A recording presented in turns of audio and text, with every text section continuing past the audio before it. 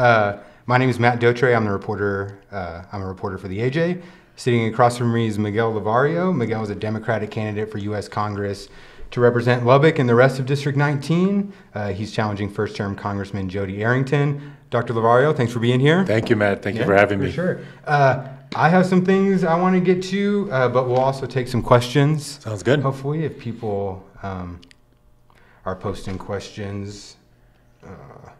Brad, are we live? I'm not seeing anything. Yeah, refresh the page. All right. We'll be taking questions. We'll be here for about 30 minutes. And then before we begin, Miguel, do you want to introduce yourself? Yeah, sure. I mean, like Matt said, I'm Miguel Levario, the Democratic nominee for the United States Congress to represent Texas' 19th Congressional District. We've been campaigning for about 19 months now and have reached pretty much every corner of the district, and I think at least put on over 30,000 miles on the car as we've gone, several times over in different areas. So yeah, we're excited to just get to know more and more about where we live. Very good. Right. The new Subaru you were talking about. Yeah. Classy. All right. So let's get right into it. I want to talk about healthcare, which is a big topic this election. You're a supporter of Medicare for all. Yeah. Talk about, one, how you pay for that, and two, kind of, if that's quality care. There's a few things that we need to talk about. I mean, one of the reasons why we started this campaign so early was because we wanted the platform to be shaped by the people of West Texas. And as we've gone across through different towns, different cities, healthcare is on everybody's mind. It's a top priority. It's going to definitely be my top priority when I get to Washington. And what people are concerned about are the rising costs of healthcare, the fact that healthcare services are being restricted or are being limited, especially in our rural areas, or in fact, we're looking at the possibility of rural clinics and hospitals closing down, if it's because of the lack of expanding Medicaid that Texas rejected. Or it's also the sabotaging of the ACA, of which the Republican Congress has been trying to do ever since the ACA was passed. They've been trying to definitely repeal it, and my opponent wants to repeal it with no actual viable plan in place. So what we're looking at is that people from both sides of the aisle are very much leaning towards, we need an improved healthcare system. We propose that we believe that a single payer and a guaranteed healthcare for everyone is extremely beneficial and important. And you ask the question, how are we going to pay for that? I get asked that question a lot, and I say, we already do. You get Medicare and Medicaid pulled out of your paycheck every time you get paid. So we already pay for that. In fact, when I was in Levelland, a former CEO came up to me and said, Miguel, you're actually kind of right that we do pay for it. We look at the indigent and the elderly, which are the ones that take up the most of our healthcare costs. Our current budget, the way we are with the Medicare and Medicaid, covers that. And one of the challenges that we're having with our current system is the inability to enroll enough healthy bodies to pay for those who are needing the medical services. So by having guaranteed health care, we're able to automatically enroll those. And that's why you have the mandate that came out of the ACA, the mandate that came out of the Mitt Romney plan in Massachusetts. Those are the reasons why, is that you have healthy bodies who are paying into it, but not necessarily extracting as much because they're able to be, not take as much healthcare services. Right. So that's what we're looking at. Right. So it'll pay for itself. Yeah, we feel, and if there's any slight increase on the taxpayer, it's certainly a lot less than what people are paying right now. My cousin's an elementary school teacher here in town, and when she was told at the beginning of the year how much her insurance was going to cost her, it was going to cost her over $500. And this is a teacher, an elementary school teacher, whose wages did not increase. Her salary did not increase to cover that. We'll talk about the quality of care, because I think some people, they always point to the vet clinic, and they have concerns about waiting lines and whether. Well, we have waiting lines right now. I mean, just because we have privatized healthcare doesn't mean you're not waiting in line. Doesn't mean like you're seen automatically. I mean, come on, we're seeing months and at least several weeks before you're seen. So that's I don't think that's necessarily the issue. And I'll tell you about quality of care. I met an individual out in Littlefield who was diagnosed with stage 1 cancer. Yeah, his treatment here in the United States would have cost him over $126,000. This is a man with a modest salary. Instead, so he could get his treatment, went to Europe, was able to only pay $26,000. And if he would have lived in the country that he had his treatment done for 6 months, it would have been free. That's stage 1 cancer, which was treatable for him.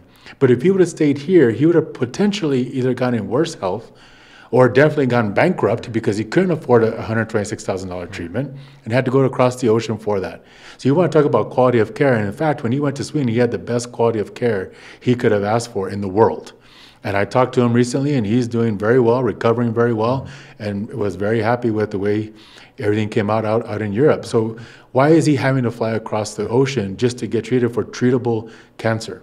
And that's what we're looking at, and that's what we need to address.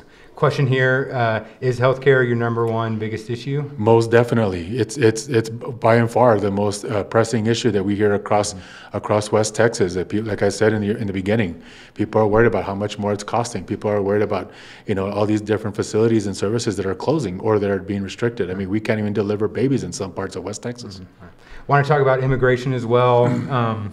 People in the Republican Party have said you are for open borders. Are you for open borders? Absolutely not. And there aren't any Democrats that have been saying that. So I want to dispel that myth and that lie very off the bat. I've said this in the beginning, since my announcement. I respect, and I definitely I respect the sovereignty of the United States as well as every other country. We believe in the rule of law, and we have the rule of law here in the United States. And we haven't, and as an historian, I will tell you, we haven't had an open border in at least 100 years. So when we talk about that, I've been talking about this issue quite a bit recently, is that we need to have the conversation on the right foot here. We need to have the conversation talking with facts and not with negative political rhetoric that is very hollow and doesn't actually address what is at stake or what is at the issue. So when we talk about immigration and this idea of borders, we've had the most secure southern border in its history, in its 180 plus history. And that was after the Obama administration. He deported more individuals than any of his predecessors. We were at a negative net zero when he left office when it came to apprehensions and crossings. So to talk about an open border is that we certainly did not have one in 2016 when the new administration came in. What do you believe that too many undocumented people are coming into the U.S. or do you? No, we have seen it. We've seen spikes, of course. I mean, that's going to happen. That happens periodically because why? The world goes on. There's stuff happening across the globe that are going to push people to move. That's been a matter of fact historically since the beginning of the United States. The Pilgrims came in a caravan to what is now the United States, and you may laugh, but that's what they were. All right. Nobody invited them over. Right. Well, let's talk about that really fast because your opponent, Congressman Jody Arrington, sent a statement today saying the caravan of Central Americans heading towards the U.S. is, quote, a direct affront on our sovereignty and poses a threat to the safety and security of our citizens. No. Respond to that. No, my response is that's just, again, these are hollow statements without any facts to back them up. These are people seeking asylum. These are people who are being pushed because of economic inopportunity, because of violence and what have you, which has basically been the general story for every immigrant group that has come to this country, just like the immigrants that came during the Vietnam War, just like the immigrants that came during the World War II, just like all the immigrants that came at the turn of the 20th century from Europe and from Asia.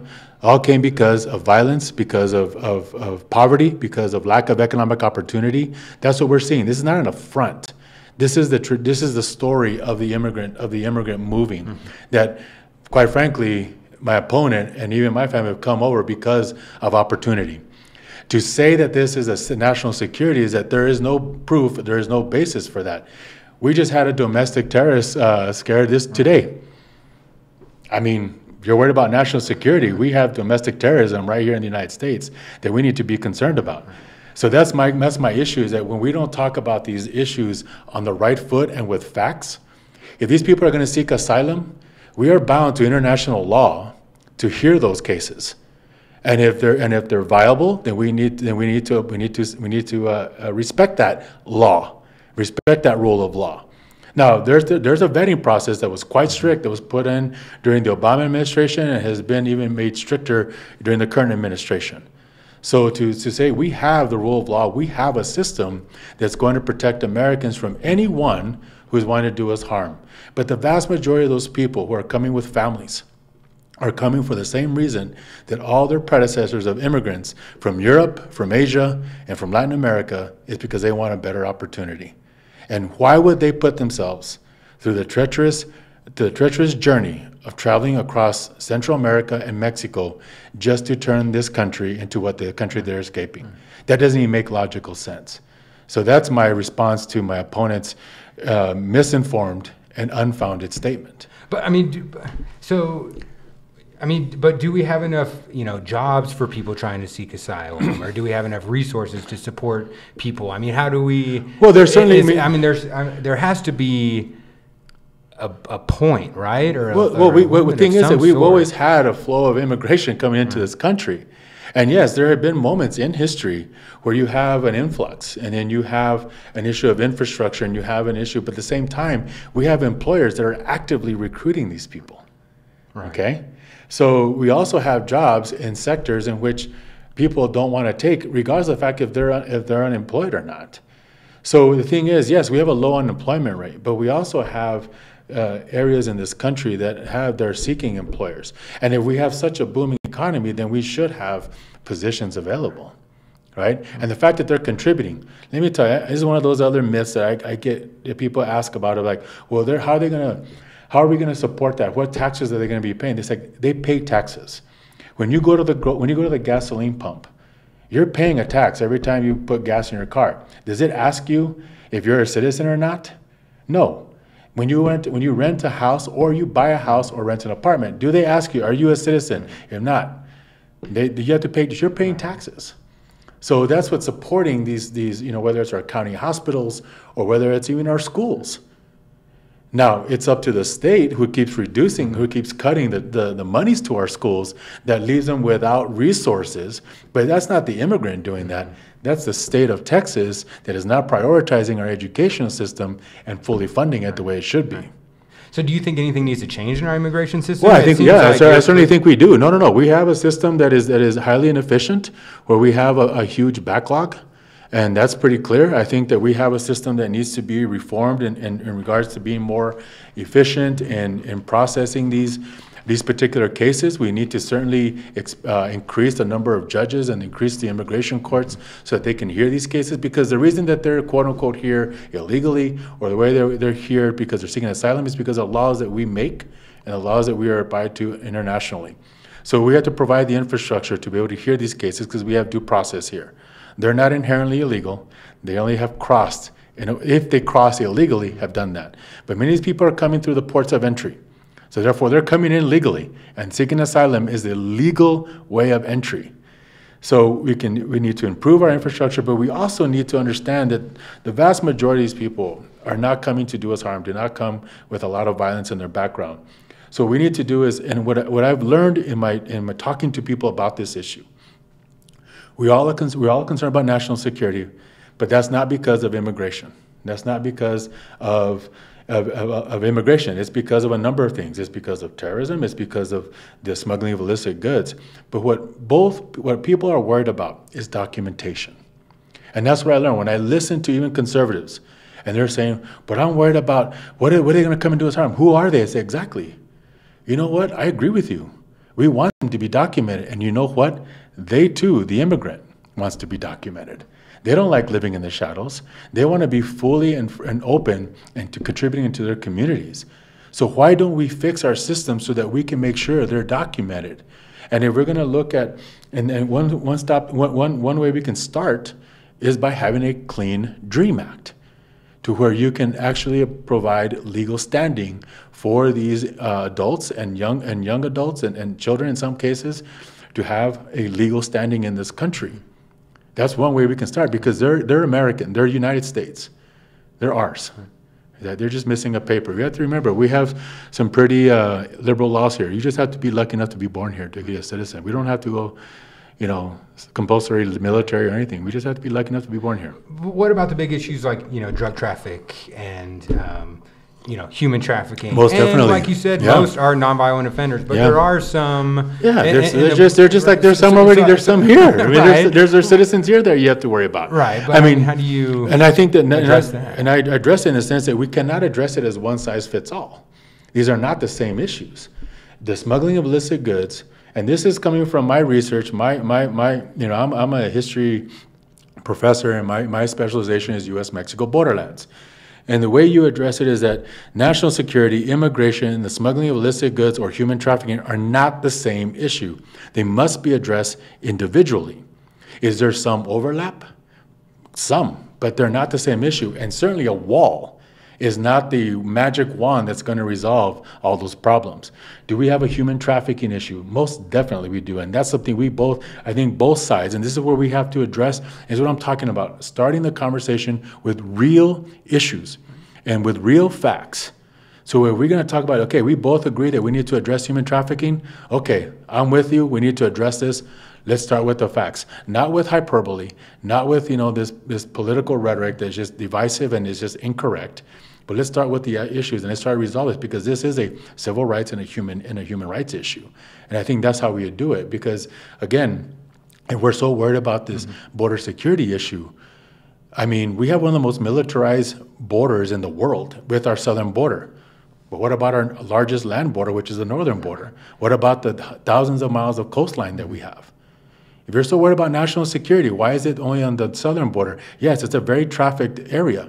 But when was the last time a terrorist ever attacked through Mexico? Exactly. Well, so how do you say we respond to this caravan? Because President Trump is talking a lot about this caravan that reports say is, miles 7,000. long, or I mean, how should we respond to these asylum This is not the seekers first time that- we've had to deal with a quote-unquote caravan. We've done this historically. We had this happening in the 1910s. We had this happening in the 1960s. We've dealt with the absorption of refugees before. We did it in the 1940s. Franklin Delano Roosevelt rejected German refugees, German Jewish refugees.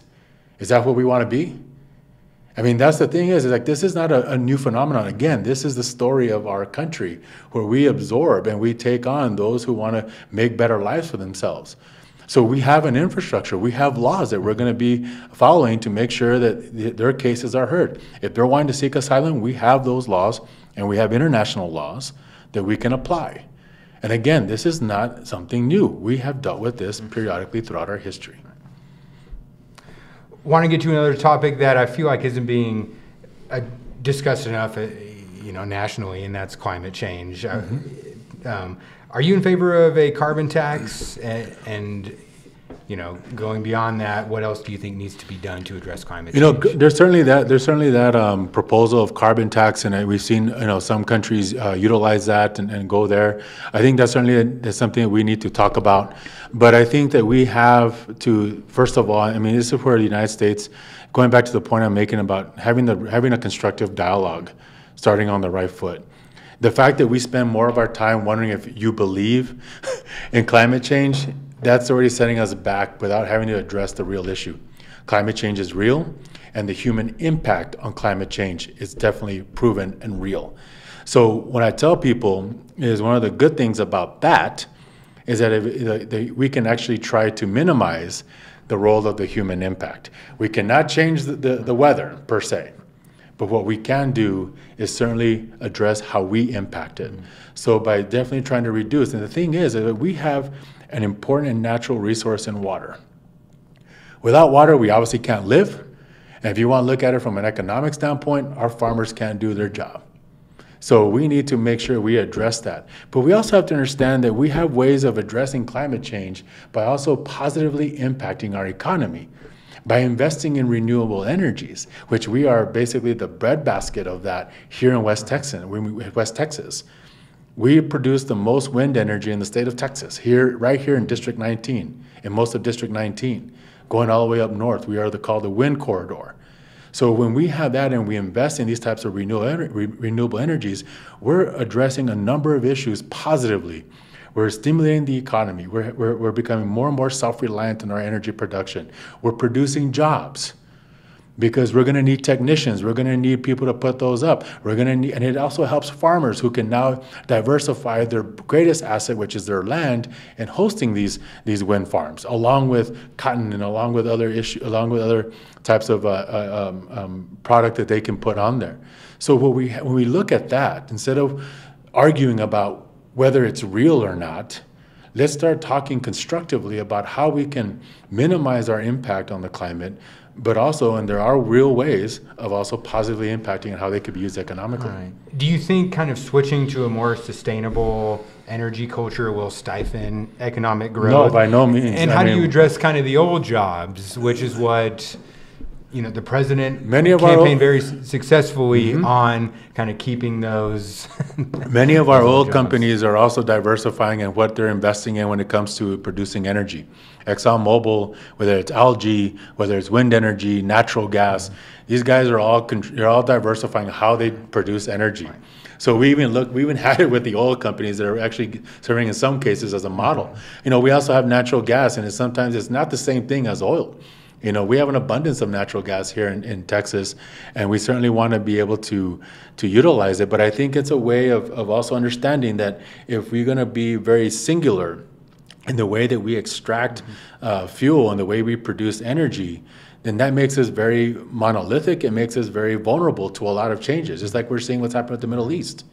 But if we diversify, if we make ourselves much more adaptable by investing in wind energy, solar energy, natural gas, those types of things, and be able to extract that in a very, not productive, but what I'm trying to say is in a way that's cleaner.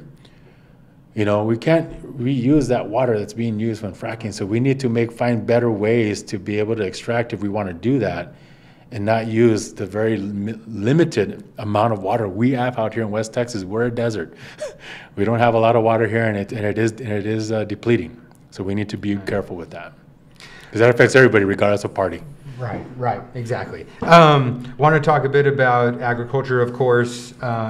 You know, cotton growers here in this area have gotten some big wins the past 2 years under. And the Farm Bill didn't pass. right, but I mean, you know, cotton coverage is included in the Farm Bill that didn't pass. Discussed now. They got included in the Emergency Act, but they haven't been fully included. I mean, we have to remember that Republicans got them out in 2014. You know, we look at the Tea Party and that sort of thing. I mean, I think that what we're having is, you know, the cotton farmers are extremely important to this area. Our ranchers are very important to this area. So we have an industry here that deserves and demands protection and security and support. At the same time, I ask them, you know, what has your leadership done for you? You know, we've had my opponent who has chosen to politicize SNAP and has chosen to jeopardize, which it did happen, the passing of the Farm Bill, which has always been a bipartisan bill. Everybody needs to eat. Everybody needs to wear clothes. And yet they emphasize on putting stricter restrictions on food benefits to the poor and jeopardizing the passing of the Farm Bill. And they stuck with that. And, you know, I talked to farmers and they said, you know what, we're not in agreement with that because that's just low-hanging fruit. There are already work restrictions when it comes to SNAP. There are already, you know, work requirements when it comes to SNAP. So when we have that and you're just kind of you're just going more and more, and you're only addressing a minute population at the sake or at the sacrifice of our farming industry. And now what do we have? We don't have a Farm Bill yet. Right. But so yeah, right. But they've gotten emergency fixes. They got the ginning assistance. Yes, but what you're doing is you're being a bunch of Band-Aids. Right. But I guess the thought is that eventually when the Farm Bill passes, and you would assume it passes, right? But when it does pass, I mean, the agriculture needs of this community appears like it'll be included in it. Anyway, that's a long way for me to ask you, can a Democrat represent the needs of the ag industry in this area? It's okay, let me tell you, historically, it was a Democratic president and a Democratic Congress that provided the securities to the farmers in the New Deal. So when yes, a Democrat can certainly. Why? Because I, as a Democrat, do need to eat, do need to be clothed, and do survive on water. So of course a Democrat. Republicans don't have a monopoly or don't have an ownership of who can provide for our food producers. I mean, everybody wants to support that. But there's an argument. An argument that Democrats, again, talking about the Farm Bill, are focusing on kind of the SNAP and the food assistance when the growers in the area are just, you know, it's almost two bills rolled into one. Not necessarily. I mean, if you're worrying about, I mean, we're talking about SNAP, which is about providing food assistance. Who produces the food? The agricultural sector. So they're mutually beneficial to one another. So I mean, that's what Right. I mean, we can talk about how they need to be separated from one another. That's outdated. They are mutually benefiting one another. So I don't believe in that. And I believe that what's happened here is that, again, because of the short-sightedness of my opponent and his Republican colleagues, they have pretty much put the Farm Bill in jeopardy because it hasn't been passed. It failed in committee, in which my opponent was a part of. And I know there's other issues that are involved, but the fact is that they dug in on that one issue. And this is going back to the lack of both sides willing to work with it. And I was like, hey, you're addressing, again, a minute population that you are saying that may be taking advantage of this and that. That's such a small number compared to what our food producers are and who they benefit, and you're gonna put all that into jeopardy for less than a 1% number. That's what I'm talking about. Where leadership isn't being executed at this time. So when you talk about compromise, and you talk about what is really at stake, what is really important here, and again, the Farm Bill has always been a bipartisan bill, and they chose to not make it so. And that's why I think a Democrat sure as heck can pass a Farm Bill, and because we were been a part of that since the very beginning. Do Democrats, though, nationally, I mean, does a Democrat up in New York or wherever, support safety nets for cotton growers or subsidies or anything like that? Does a Democrat in New York eat or clothe themselves? All right, yeah. But I mean, that's where we're getting at. Is like, I mean, the thing is like, well, the same could be said about what about us in West Texas will care about whatever is something that New York needs or New York City needs. I mean, I have to understand that we don't live in a bubble. right. I know this is one of the great benefits of me living in other cities and other places is that I know what it's like to live in an urban setting. I know what it's like to live out in where you're, in the middle of nowhere. Growing up in El Paso, living out here in Lubbock, where people kind of see you like you're kind of isolated. I know what that's like, but I also know what it's like to live in the Bay Area. I know what it's like to live in Austin. I know what it's like to live in the upper Midwest. So I think that and again, because when we have constructive dialogue, we end up learning that we're a lot similar than we are different. And I know people have been hearing that and they're saying that because it's the truth. And instead of just saying, oh, you're a Democrat, you're a X, Y, and Z. Oh, you're a Republican, you're an A, B, C. We can't do that anymore. Mm-hmm. And if I'm going to die trying to say, no, we must have constructive dialogue. And this is maybe from me as a human being, but this is also from the fact that maybe because I'm a researcher and a teacher, and I can't just sit there and dictate to students if I'm not listening to them.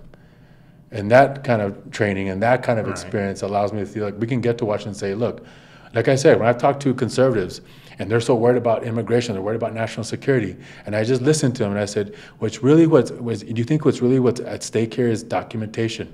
They lied up and said, yes. I said, and we found common ground. Let's start there because we both want documentation. Right? Right. And I think that's an avenue, and I think that's one of the experiences of being a Democrat in a historically conservative area. And what's made us successful is that my approach has never been, I know better.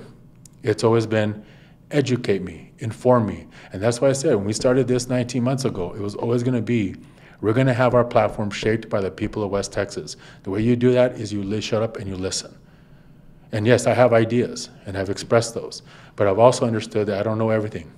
And that's an important lesson. That's an important, I think, asset that I have and I can bring to the table that I'm going to bring to Washington. Mm-hmm. Mm-hmm. So when we sit in here talking about Medicaid for all, immigration, SNAP program, people wonder how the federal government can, if the federal government is going to continue to spend. I mean, how do you address the budget when we're talking about all these things? Look, we have a revenue problem. Right. When you're looking at that tax cut, that's not going to, I mean, they want to talk about the economy is moving. Well, we just got the news today that the stock market went down again. So what happened here, and then you had, Beto O'Rourke's opponent talking about how when Reagan had the tax cut, the economy went up in that first year. What he failed to mention is that Ronald Reagan raised taxes 10 more times throughout his presidency. Why? Because the top is not going to distribute those savings to their workers. They have historically never done that. And what drives jobs? The job creators are not the employers. The job creators are the consumers who buy the products that make employers or producers expand. and therefore create jobs. They don't just like start a business and you're just like, well, I'm going to employ 50 people because I'm a job creator if you're not selling what you're making. So when we stifle the spending potential of our workers, then you're not going to have a thriving economy. And so what we're seeing with this tax cut, and it's been proven over and over again, that it went largely to benefit the wealthy, or those that are far more better off than most Americans. And whatever little, I mean, I sure as heck didn't benefit from an increase in my tax refund. So if I'm the middle class and that was supposed to benefit me, I got less money under the Trump tax cut than I did under Obama. So when we look at that, we have to understand that these little payouts, these little bonuses, one-time deals, it pretty much covers your Costco membership. It doesn't do much else, especially when your premiums are going up and every other part of your cost of living is going up, but your wages, and has been proven already, have stayed stagnant. Where is the spending potential for our workers? So we need to understand that. And we also understand that with these major companies like Walmart and others that came out and gloating for an AT&T, but what did they do? Started closing. Walmart closed Sam's Club and started closing other Walmart stores. So they didn't create anything. All it did is create more wealth for the wealthy. And that's what and the fact, and of course it's added to our deficit. Why? Because we have a revenue problem, because we're not getting, people are not paying their fair share of taxes, right? It's falling more and more on the middle class and the working classes. And we saw that and forgive me for being very history professor-ish, but you can gloat all you want about the first year of Reagan's tax cut, but the guy raised taxes, I think, 8 or 10 times before he was out, because there wasn't any revenue. So, I mean, that's what we got to think about, is it has yet to be proven to work. Right. Trickle-down economics. All right, so sorry, we're getting up there in time, so we'll just go pretty quick. See, and you were worried we may not make up the time. I had all these questions. We're not even halfway done. What does Congress need to do to stop school shootings? I think we need to, first of all, we need to acknowledge that we have a problem. I think we have bipartisan support for universal background checks that we can start with and go that way. We have gun sense legislation like that we can certainly move forward with and show that we care about our constituents, that we care about our fellow man, our fellow woman. So I think that we have those initiatives already in place that we can take forward. And, but we have, I would say, gutless legislators that simply won't move forward. They'll talk about how they're disappointed and sad, but they're not moving. But we have legislation that has bipartisan support, and that's what we need. We can start with. I mean, talk about AR-15s and the Second Amendment rights, and I mean. Oh no, I believe in the Second Amendment. I believe in our Constitution. I mean, we've only repealed one amendment in the history of the United States, and that was drinking alcohol.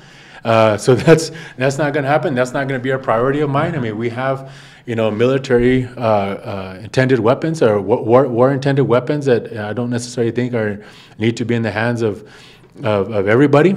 I think that we definitely want to protect and use as a model our responsible gun owners who have been out there and have been very wonderful, and we can institute that and provide that so that everybody can follow that model as well when it looks at gun sense legislation. You talked about hospitals. Kind of what are some other concerns in kind of rural West Texas? What the economy? People have been wanting. They think that we are in need of good paying jobs here. And I think that by really expanding and building in our infrastructure would help us get there, because we have an abundance of intellectual capital. We have great university in Texas Tech. We have great universities in Abilene with Abilene Christian, McMurray, and so forth. And we have some great technical and vocational colleges in between that we need to be able to capitalize on that. And I think one way to do it is by expanding perhaps I-27, so we have a parallel supply line that that's going to rival that of I-35, which goes to 3 of the most populated cities in Texas. We got a lot of space out here in West Texas. Let's build that so we can bring manufacturers and bring industry here to the area, because they'll be near an interstate that goes beyond just Amarillo and Lubbock. So I think that's one thing we can do. I think try to really encourage that, and of course investing in our renewables, where we can really expand our good paying jobs out there. People always call midterms a referendum on the president. I mean, how would you grade the president's past 2 years? Oh, poor. I mean, there's no question about it. I mean, I think that we haven't really seen any real contributions. I mean, they tout the tax cut, but it was against 70% of Americans who were not in support of that. They failed to pass an alternative to the Affordable Care Act. That's pretty obvious with Trump's rhetoric and his language and his just really awful language that he's done, whether it's in regards to his own infidelities and payouts and his own controversies, or when it comes to dealing with incidences that are happening in our country and across the globe. So I would definitely rate it as poor, and I think that we're seeing it, and the energy is out there. People are sick and tired, even on his party. They're embarrassed by the actions of Trump, and they want to bring some checks and balances to our government.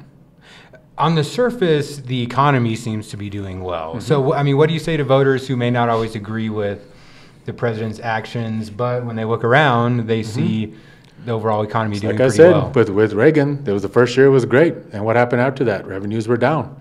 He had to raise taxes. He also added to our deficit, and at the time, an historical number, which we're seeing right now. Trump is on pace to increase our deficit way more than any of his predecessors. So yeah, it looks good right now. It's like the calm before the storm. That's how I would tell him. This is the calm before the storm. What you have here is you need to have everybody paying their fair share. And that's how you can start. And if you don't empower workers, if you don't empower consumers with better wages, then how are you going to stimulate the economy, right? So that's where I would go with. Right. Do you see it as a vote for you, as a vote against the president? Because, and I think it's fair to say that if you were elected, I think it's fair to say that then, overall, Democrats would win the House. I think that's fair to say. So, and then that essentially then would stop the president's agenda, I would assume. I mean, it depends. I mean, it depends on how the president responds. Right. Right? I mean, there's a couple of things there. I mean, there's no doubt that what's coming out of the White House is certainly galvanizing and immobilizing people.